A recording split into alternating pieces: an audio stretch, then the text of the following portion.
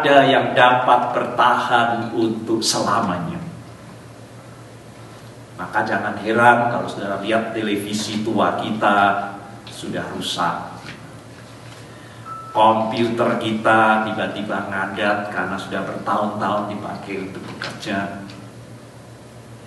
Kita punya obat, kita cari, kita lihat ternyata sudah kadaluarsa. Barang elektronik di mana kita tinggal saat ini tempatnya para insinyur. Semua juga punya umur. Berapa umur televisi LCD seperti ini?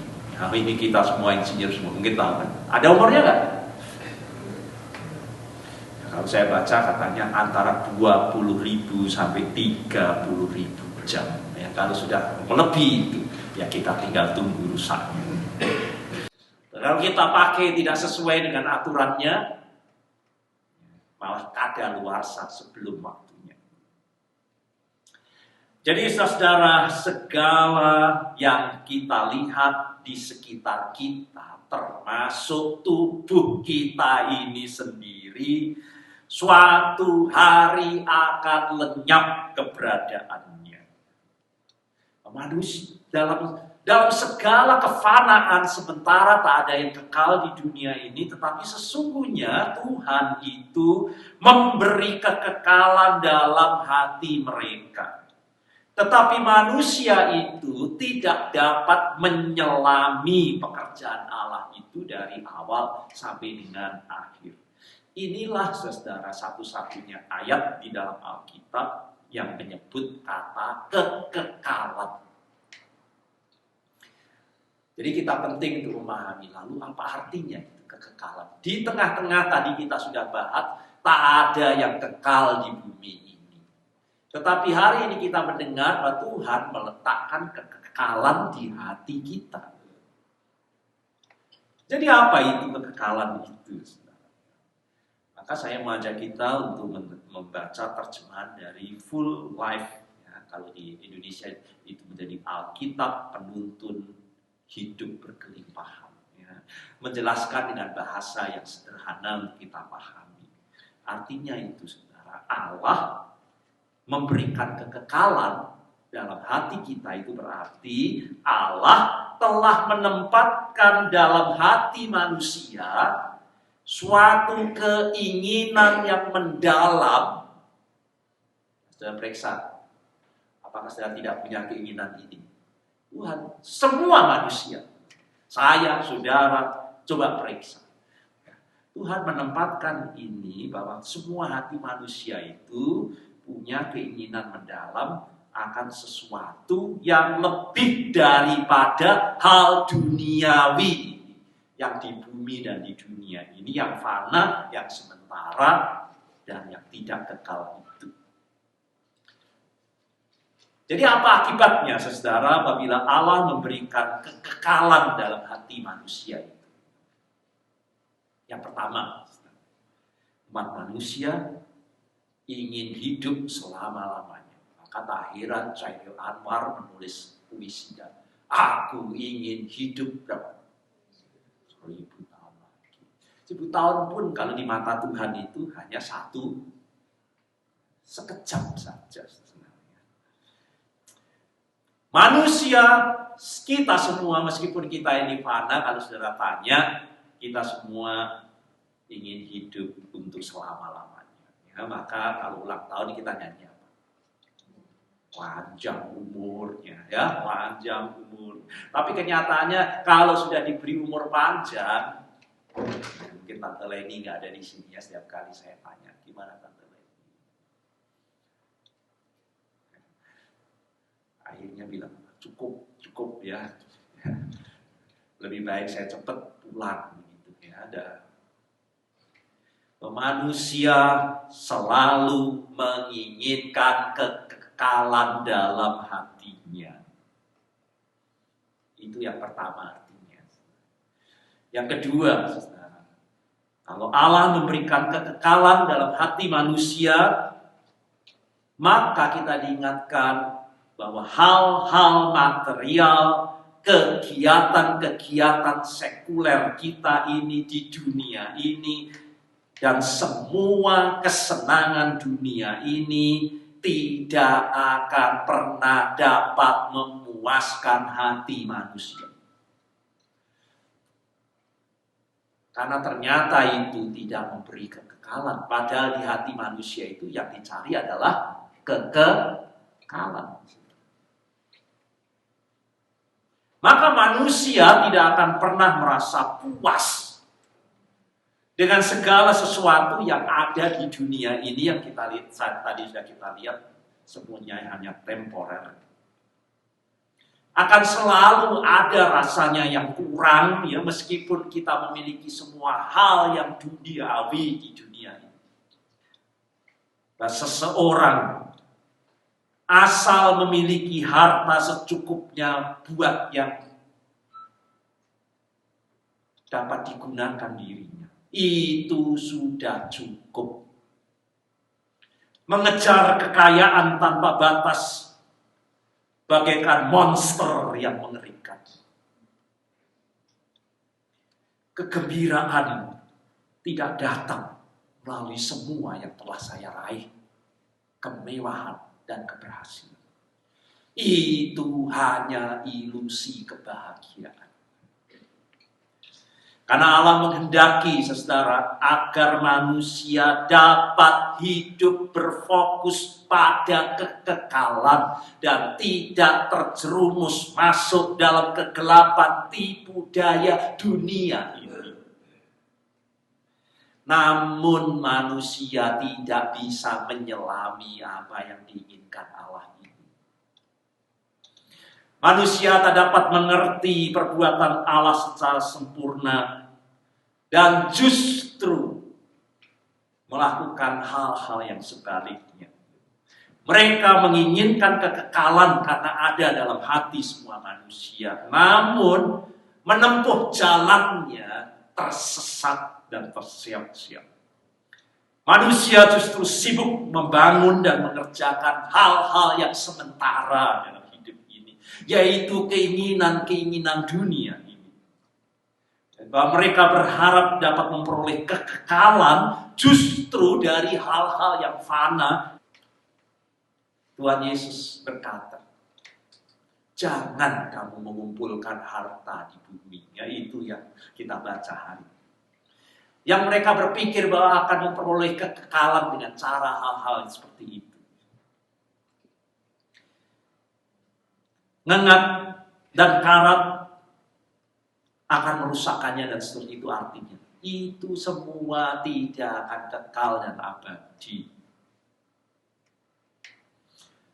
Bahkan sering membuat kita malah lupa terhadap hal yang hakiki, yang terpenting dalam hidup kita ini. Yaitu mengumpulkan bagimu justru bukan harta dunia, tetapi harta di surga. Yang kekal, yang abadi, dengan karat dan pencuri dan seterusnya. Tidak bisa untuk pencuri. Maka terhadap orang-orang yang sudah tersesat seperti ini, sepertinya beroleh kekekalan dalam kehidupannya itu. Tuhan Yesus memberikan perumpamaan orang kaya yang bodoh. Tak ada lagi tempat hartanya, apa yang harus aku lakukan, aku akan membongkar lumbung-lumbungku, membuatnya lebih besar, dan menumpuk semua harta kekayaan, dan berkata, nyamanlah jiwaku dalam tumpuan bara, dalam kekekalan seperti itu. Dan Tuhan Yesus, kamu orang bodoh, hari ini juga nyawamu diambil, lalu untuk apa semuanya itu?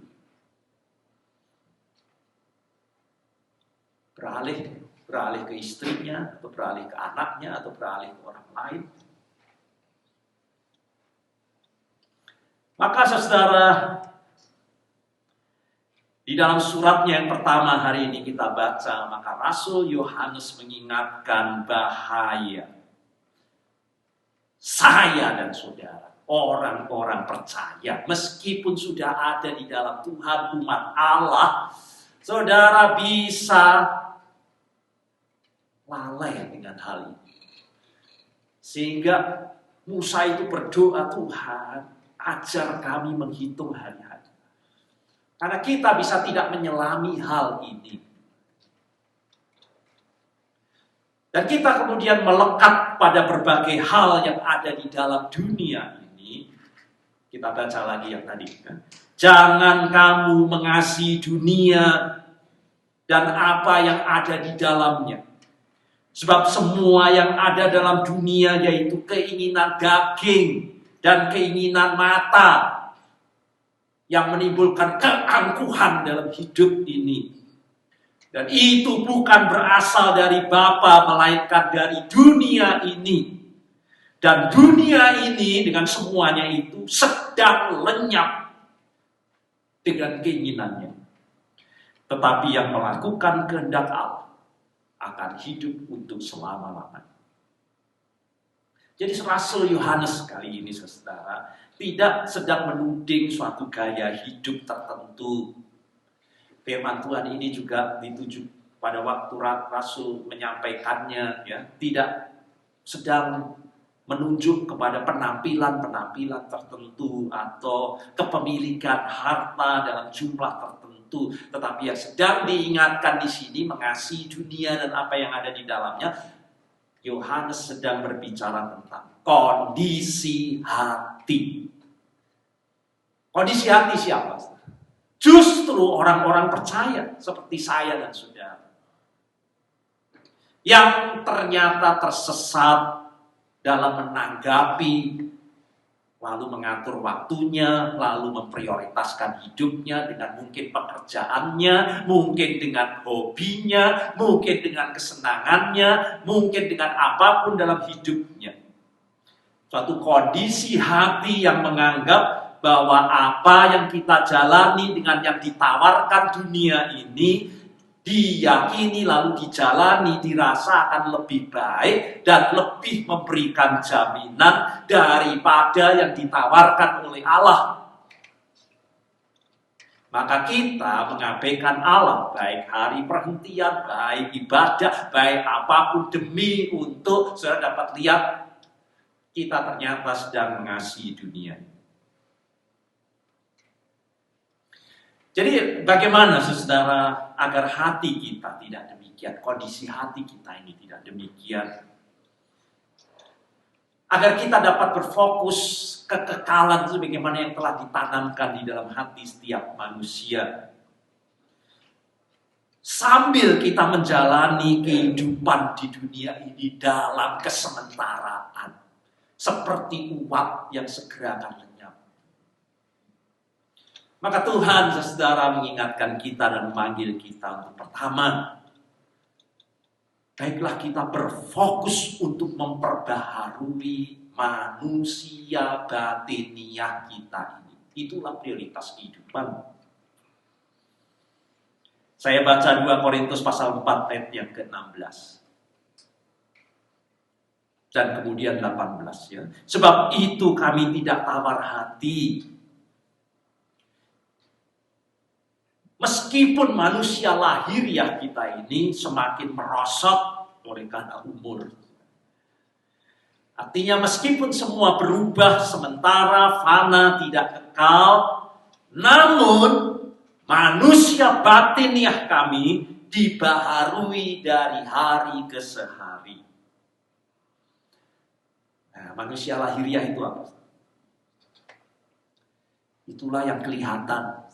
Nah, itulah tubuh kita. Sedangkan manusia batiniah kita ini apa?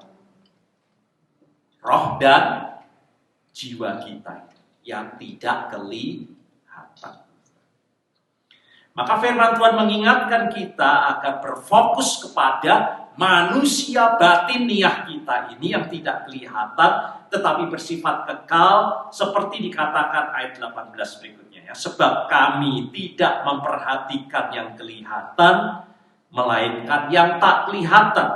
Karena yang kelihatan itu sementara, sedangkan yang tak kelihatan itulah yang kekal. Namun, saudara, sebagai manusia, tidak usah jauh, saudara lihat ke kiri, saya sendiri, ya, tanya pada diri saudara sendiri. Saudara itu lebih berfokus kepada manusia lahiriah saudara, atau lebih berfokus kepada manusia batiniah saudara? Mana yang lebih saudara prioritaskan, mana yang lebih saudara perhatikan, mana yang saudara lebih rawat, mana yang saudara mau perbaharui, mana yang lebih saudara utamakan dan prioritaskan dalam hidup saudara sehari demi sehari. Manusia lahiriah atau manusia batiniah saudara? Sejujurnya saudara, bukankah kita lebih memperhatikan manusia lahiriah kita, bukan? Dibanding dengan manusia batiniah kita. Bahkan untuk kegiatan-kegiatan yang seharusnya untuk membangun manusia batiniah kita, seperti ibadah dan sebagainya, kita tetap lebih memperhatikan yang lahiriah. Berapa banyak orang pulang gereja ngomel, kok penampilannya, kok musiknya, kok liturginya, kok entertainmentnya, lampunya, dan sebagainya. Saudara datang ke ibadah sudah lebih fokus kepada penampilan. Dan jangan lupa bahwa ini bukan kegiatan lahiriah.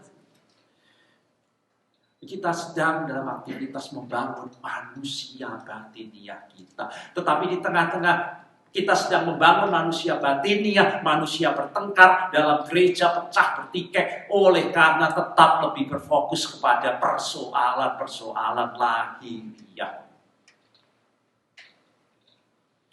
Lalu semua diukur dan nilai dengan ukuran-ukuran duniawi. Saya ke sana saja, saya ke situ saja. Oleh karena pandai bicara, oh di sana musiknya, oh di situ. Macam-macam dan semua. Meskipun kegiatan untuk batiniah, tetapi fokusnya tetap lahiriah. Maka berapa banyak orang ke gereja, meskipun untuk membangun manusia batiniah, tapi tak pernah terpuaskan. Kecewa, ngomel, marah, pulang gereja juga begitu. Tak puas, karena bukan kekekalan yang dicari. Dan Yesus selalu mengingatkan agar kita mengoreksi hati kita terlebih dahulu sebelum ibadah. Ibadah itu, meskipun persembahan kita ini banyak-banyak, Tuhan bilang, sebelum kamu persembahkan, kalau kamu ingat, kamu punya masalah dengan orang lain, tinggalkan lebih dahulu. Tak akan ada artinya itu. Berdamailah lebih dahulu dengan orang lain. Artinya kita percuma, kita berbakti, kita bergereja, kita melayani, tetapi hati kita ini masih penuh dengan sampah, mungkin kebencian, mungkin iri hati, mungkin kekecewaan, dan seterusnya, satu dengan yang lainnya. Beribadah, tetapi tidak fokus kepada Tuhan. Lebih berfokus mungkin pada penampilan, entertainmentnya, dan semua yang membuat manusia berdecak kagum, tetapi pada akhirnya tidak bisa memuaskan hati manusia. Maka Tuhan, saudara, memanggil kita hendaklah setiap hari kita memperhatikan kondisi kerohanian kita lebih daripada saudara mobilku bagaimana. Semua hal-hal yang dalam kehidupan ini saudara perhatikan dengan jeli dan teliti, tapi saudara mengabaikan kondisi kerohanian saudara. Bagaimana kerohanian kita, bagaimana kondisi pikiran kita ini, bagaimana kondisi perasaan kita, bagaimana kehendak yang terus bergejolak dalam kehidupan kita ini. Sudahkah semuanya itu kita perbaharui dalam Tuhan? Sudahkah rohani kita itu lebih baik dari hari kemarin? Sudahkah pikiran dan perasaan dan kehendak kita itu kita letakkan di dalam Kristus Yesus selaras dengan apa yang dikehendaki oleh Tuhan? Atau masihkah kita bersikap abai terhadap hal-hal yang batinnya? Ibadah sudah abaikan, memuji Tuhan sudah abaikan, Berdoa, saudara abaikan. Dan berapa banyak saudara abaikan hal-hal yang membawa kepada kekekalan dalam hidup. Maka firman Tuhan dengan jelas saudara mengatakan bahwa manusia lahiriah kita ini sedang terus merosot dan akan kehilangan, akan hilang lenyap seiring dengan perjalanan waktu. Sebaliknya manusia batiniah, kalau kita memperbaharui dari hari ke sehari, itulah yang akan membawa kepada kehidupan yang kekal. Hal ini saudara bukan berarti saudara tidak perlu merawat tubuh saudara, manusia lahiriah saudara, rawat, mandi semua dengan baik. Cuma yang diingatkan Tuhan, jangan jadikan itu lebih penting dari manusia batiniah kita. Hanya itu. Maka dengan berfokus kepada kekekalan, kita akan dapat merasa puas. Karena itulah yang ditaruh di hati manusia dalam menjalani kehidupan ini. Saudara tiba-tiba dapat beribadah puas dengan Tuhan. Saudara bergereja, tidak lagi hanya ngomel, kritik, dan dalam segala, saudara akan dalam bergereja, dalam berumah tangga, tidak ada lagi saudara terus-menerus tidak puas dengan suami saudara, dengan istri saudara. Dan karena saudara telah menemukan kekekalan dalam kehidupan. Sebab memang Tuhan saudara, sudah memberikan kekekalan di dalam hati kita. Amin.